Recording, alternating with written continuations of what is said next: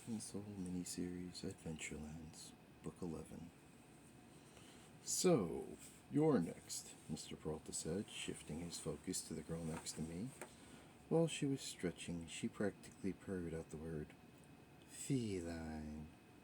Once she'd answered, she curled up as much as anyone could while sitting in the seat of a school desk.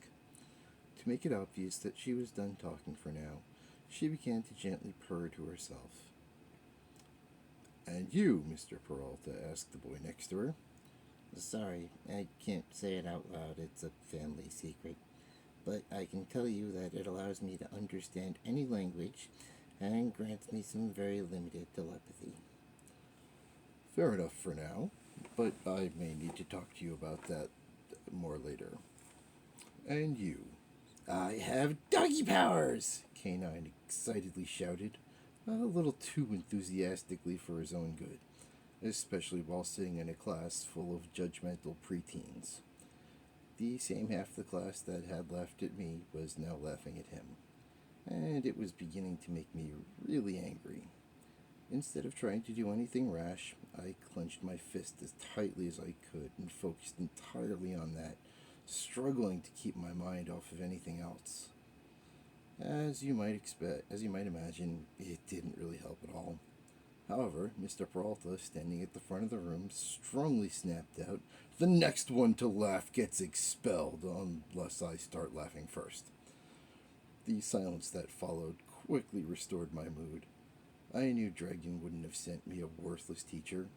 I also knew for a fact that Mr. Peralta didn't even remotely have the authority to actually expel a student for a reason like that on the first day of class. But his threat worked anyway. The rest of the students introduced themselves calmly. No one even had a fraction of the enthusiasm that Canine had shown. For some reason that made me really like him. For some reason that really made him the first one I wanted to be friends with. Even if that kind of enthusiasm is normally considered gauche at our age, I thought it was kind of perfect, considering the fact that we were in training to defeat the most skilled players on the planet. It wasn't like an intense personality could be a bad thing. And besides, it seemed like he could bring some much needed fun into my so far very monotone life. I wasn't sure about Kat.